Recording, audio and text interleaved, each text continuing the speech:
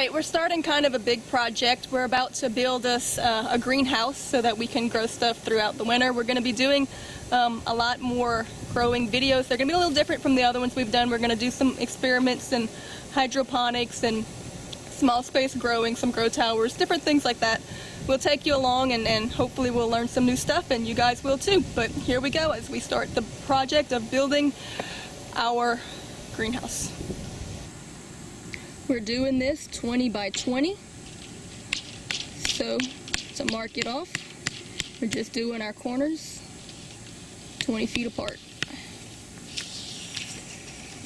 Alright, people who don't know how to square off a building, you know this isn't officially the way you do a building. Basically, we put one stop in the ground. That's going to be our marker. We didn't really do nothing with it. And we ran one string to a stop, and I drove the stop in the ground. And I took the square, and I squared off the string and everything, and I had my sister take the string and move it back as I told her it was a square. And then whenever she got square with the string, I told her to mark it, and I came here with a tape measure, measured everything out, and we drove the stop on the square string at the right footage. And we did that on every corner until we got perfectly square. We came here after we did that, got the stop down, we squared off this one. When I was right here, I told her to move left and right. See how to square off the string. And we just did that until everything was square. And then it was perfectly square. Took a tape measure, measured from corner to corner diagonally. And if you get the same measurements between each corner, then it's square.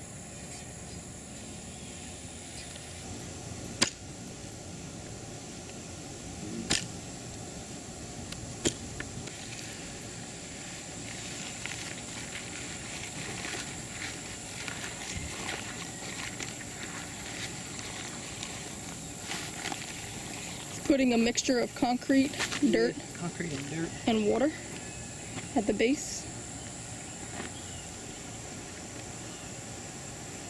Make sure it's level.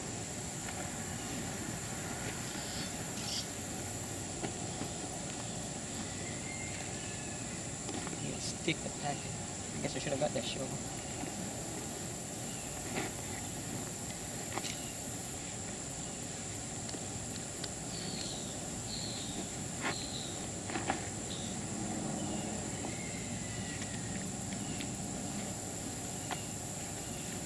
Oh, it's nice and soupy. Maybe up north people don't have to do it like this. But in the south, we do it like this all the time. Mix dirt and mud all together in the concrete. Maybe it's not the right way, but it's the hurricane way. That's just how we doing it.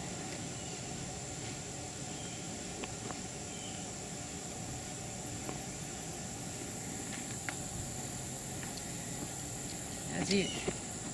Just gotta do that 12 more times.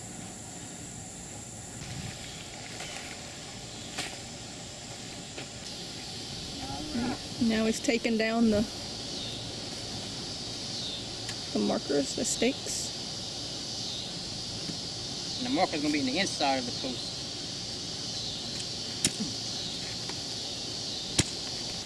Alright, for our wall post, what we did is we bought 16-foot 4x4 treated lumber, and we cut them in half. So we got 8-foot posts. We're going to have about 7-foot walls. Well, it's a little bit less because we're doing 16 inches into the ground. You can go deeper if you want to and have shorter ceilings if that's a little high for you. Because once we put the rafters on it, it's going to be a little bit high, but I'm going to be doing a lot of grow plants like tomatoes inside, so I wanted it kind of high. But the minimum is 16 inches, so you want to get it in there at least 16 inches.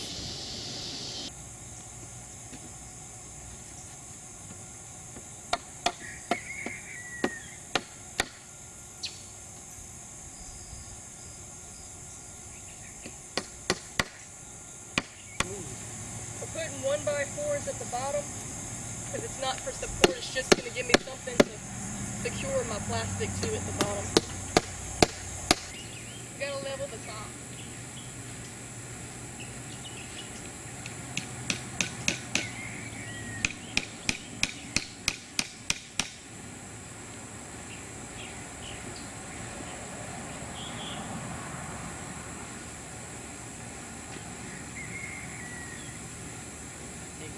outside. All this is the last corner first.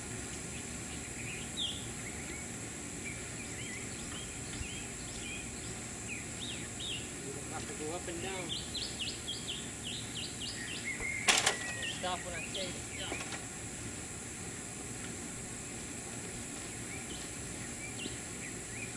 Because we're starting on slightly unlevel ground.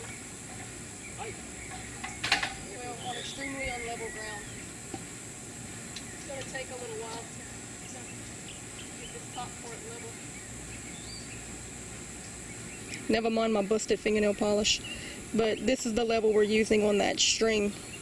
It's got a little clip right here to catch onto the string and hang, and then you just move your string until you get your bubble right in the middle, and then you're level.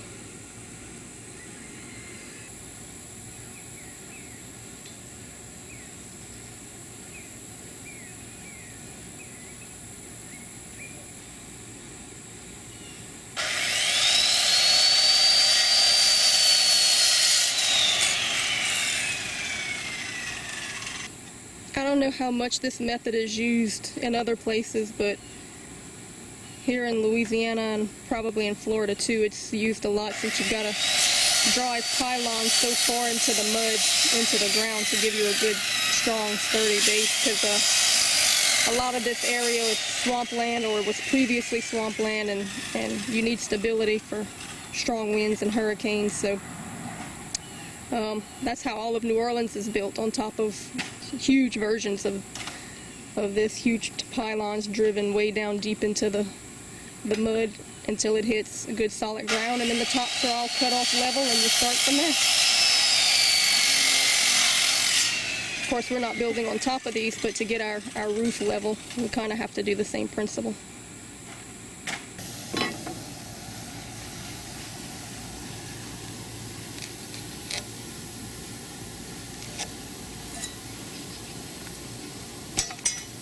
Cutting the edge on a 45 to line it up on those corner posts so that both sides can be nailed to the post.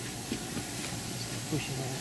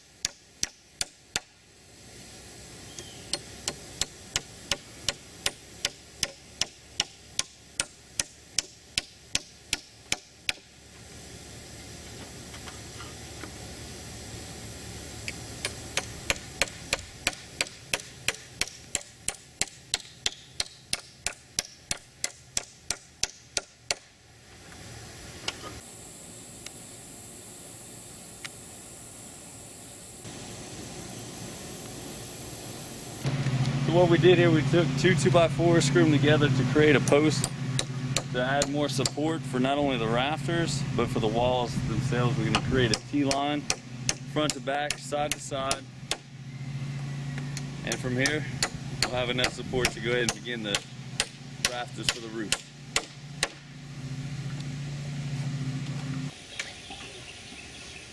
Put a shit here right there. Right there, give me a level. There's a more roll. Talk to the camera about it. Ain't talking to nobody. Ain't gonna talk to the camera. Just serious. How you want this? I don't know, whatever you think is right. Whatever, that's up to you. How you want it. How much overhang you want? I don't want no overhang. We're going to cut that off because we got to wrap it in plastic. Wrap it on the plastic. That looks good. Yeah, that looks good. I don't know if you level this off.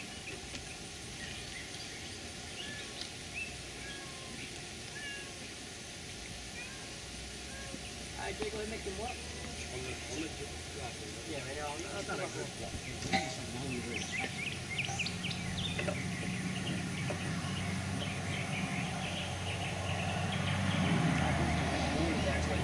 Just go with the top. that, and then put them on top. Yeah, there you go. Other one. There you go. Nothing flat, make it skinny. Right. There you go. You go all the way. Alright, now good. You good over there? Yeah, good enough. We'll cut this one and another one. Put them together, see which one. But do it. I'll keep the dough together. Gotta find it. Well, I know, I said, but I can still cook it later for tomorrow.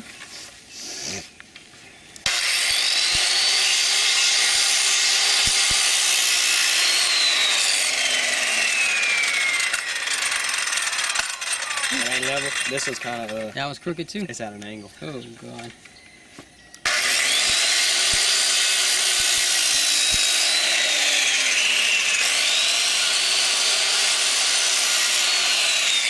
Doing some catty corner braces, and that'll also make it easy that if I want to do hanging plants, I can just throw a board across those top frames to hang them from.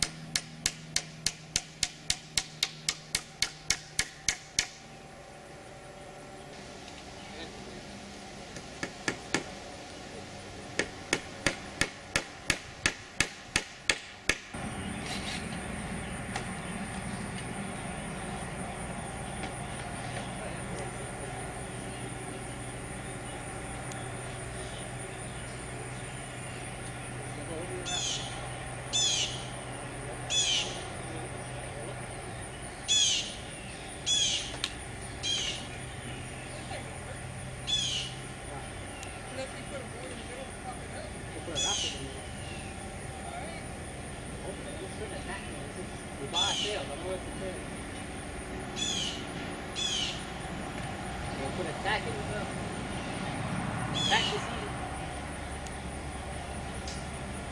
Actually, screw down this thing. This is great.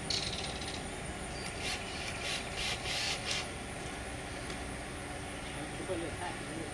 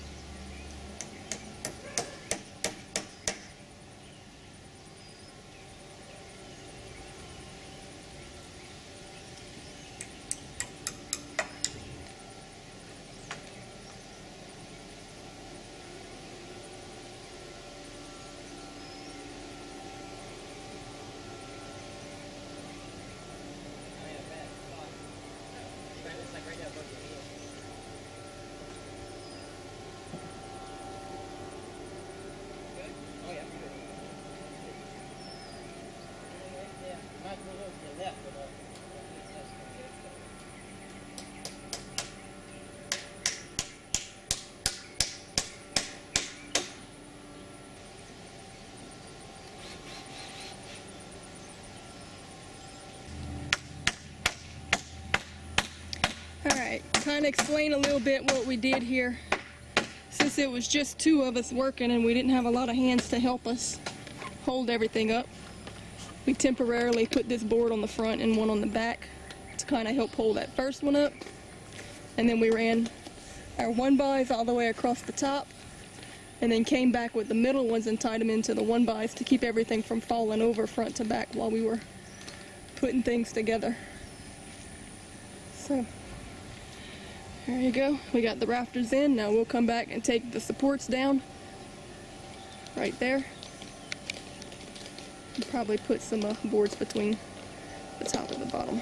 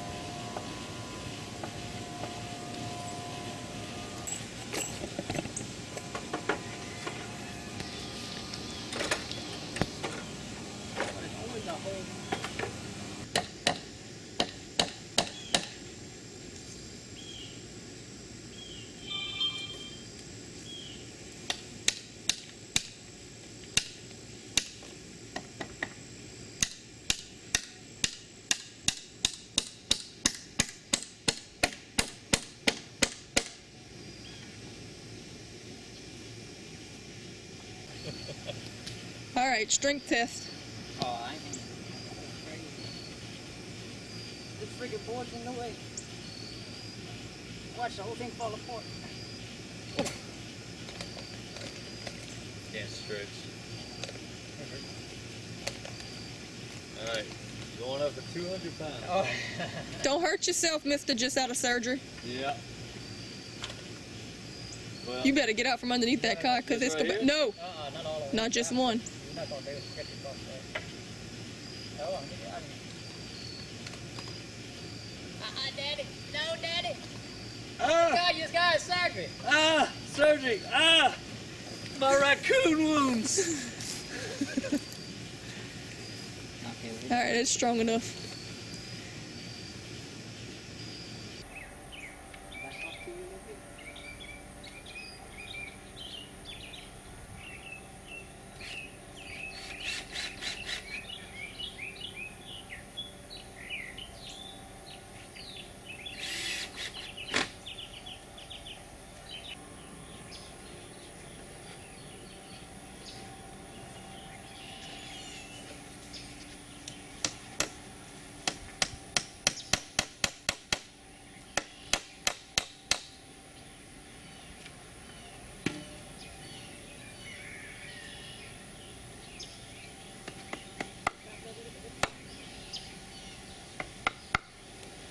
I didn't really measure it, so I don't know if it looks pretty close to alcohol.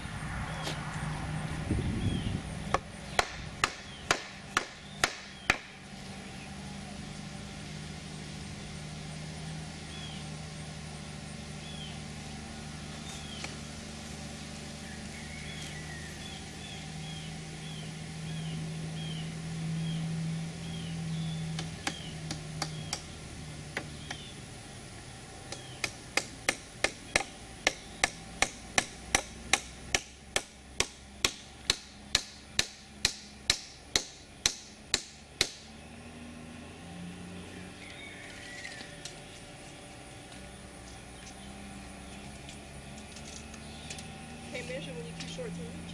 Go past it. Measurements. Line, maybe two.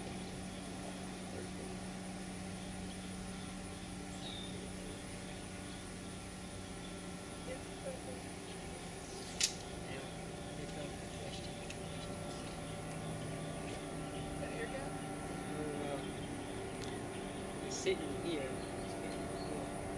Oh yeah, there's air gap too. Maybe block it up.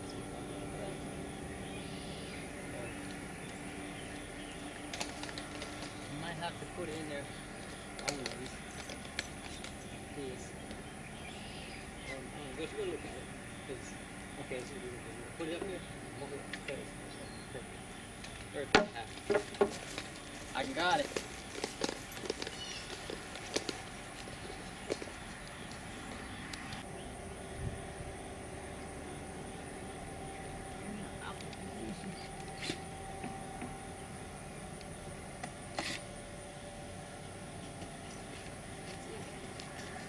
Frame is done.